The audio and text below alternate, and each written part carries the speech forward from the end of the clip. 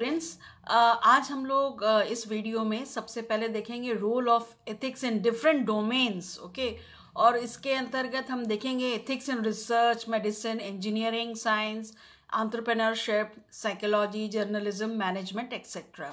ये जो सारे टॉपिक्स हैं ये मैनेजमेंट के स्टूडेंट्स के लिए हैं और मेरे चैनल को सब्सक्राइब ज़रूर करें। और अभी हम शुरू करते हैं। So the assessment of whether a behavior is ethical is divided into 4 categories or domains. तो domains मतलब हुआ categories, okay? तो consequences, actions, character and motive. In the domain of consequences, a behavior is determined to be right or wrong based on the results of the action, whereas the domain of actions look only at the act itself. तो basically जो है ethics का result क्या है, कोई भी action का result क्या है, वो कॉन्सिक्वेंसेस हो गया। और एक्शंस हो गया कि आपका प्रोसेस क्या है। आप भले ही रिजल्ट कुछ भी हो, अच्छा हो बुरा हो, प्रोसेसेस पे ज़्यादा ध्यान देना होता है। ओके, और इसी तरह कैरेक्टर मतलब पर्सनैलिटी हो गई, आपके अंदर जो वैल्यूज़ वगैरह हैं। और मोटिव है कि किस इच्छा से किया जा रहा है, किस मोटिव से कोई काम किया जा रहा है। So the domains are scientific, integrity, protection of human subjects, animal welfare, institutional integrity and social responsibility। ठीक है। So now ethics in research. अब इसमें कोई भी रिसर्च वर्क करते हैं तो उसमें हमें ध्यान देना होता है क्या क्या? Honesty, objectivity, morality, respect, integrity, confidentiality, responsibility and anti discrimination.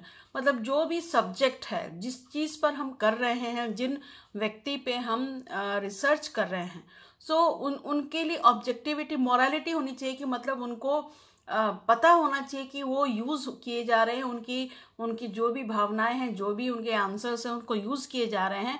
और उनका रिस्पेक्ट भी होना चाहिए, उनको उनके सोच को रिस्पेक्ट होनी चाहिए। इंटीग्रिटी होनी चाहिए, मतलब कि आपके रोल और रिस्पॉन्सिबिलिटीज़ को कोई वॉच नहीं कर रहा है फिर भी आप उसको फॉलो कर रहे हैं। कॉन्फिडेंशियलिटी मीन्स कि आप जो है उनके सोर्सेज जो भी आपको मिल रहे हैं इंफॉर्मेशन को, उसको आप दूसरों को ना दें। और anti discrimination of course. So it is important to promote the aims of research such as expanding knowledge, supporting values required for collaboration work, mutual respect and moral values. Now ethics in medicine. So 4 pillars in medical ethics are beneficiaries doing good and non-maleficence to do not harm. Okay, autonomy, giving the patient the freedom to choose freely where they are able, justice ensuring fairness. आप देखते होंगे जब भी किसी operation में के लिए या कोई स्पेशल ट्रीटमेंट के लिए जाते हैं तो आपको साइन करना पड़ता है कि you know everything. Means doctor का ये ड्यूटी है कि वो सब कुछ क्लियरली पेशेंट को बताएं। और पेशेंट का ये पूरा फ्रीडम है कि वो किसी के पास भी जा सकते हैं, और अगर कुछ वॉयलेशन होता है रूल का तो वो जस्टिस के लिए भी जा सकते हैं। Now ethics in engineering. So it is a field of system of moral principles that apply to the practice of engineering. Okay, the field examines and sets the obligations by engineers to their clients and to profession, help to develop moral competence when applied to profession. ठीक है।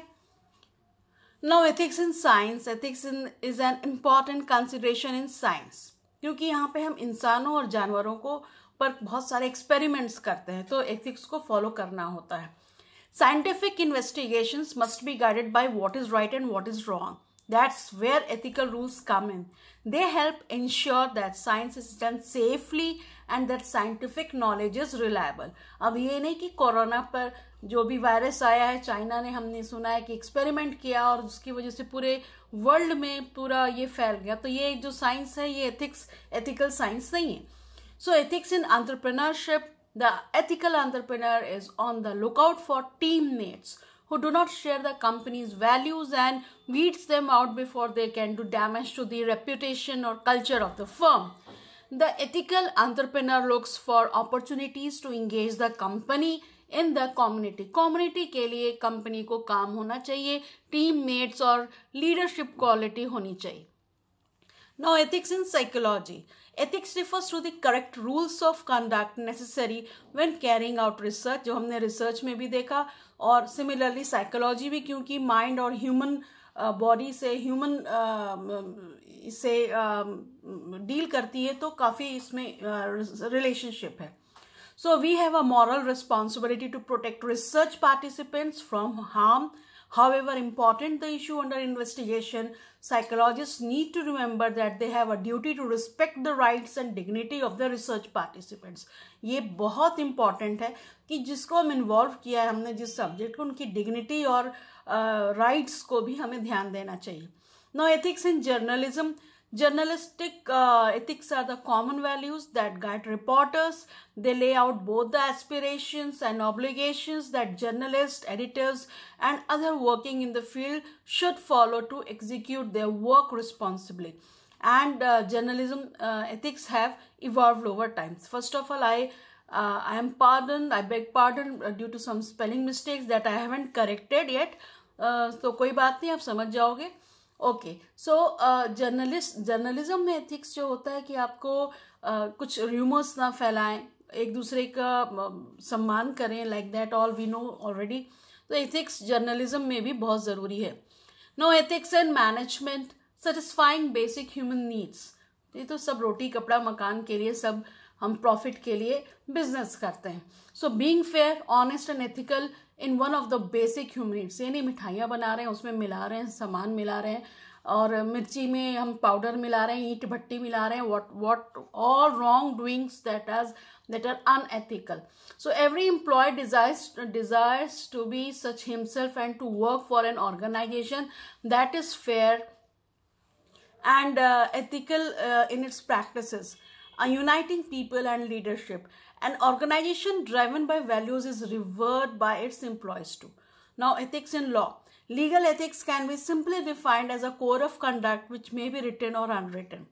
Such a code of conduct is meant to regulate the behavior of a practicing legal professional towards the court, the presiding judge, his client, and his adversaries in the courtroom. So, ethics and humanities भी same चीज़ है. We need to be ethical because it defines who we are individually and as a society. Okay, so these are norms of behavior that everyone should follow. Some people may lie, others may not do what they say will do. Still others act irresponsibly and engage in harmful behavior. Ethical behavior is important in any endeavor in which multiple people work together or work for each other, because individuals in humanities also face ethical problems. Research on such problems is necessary in order to understand the professional and research ethics involved in these fields.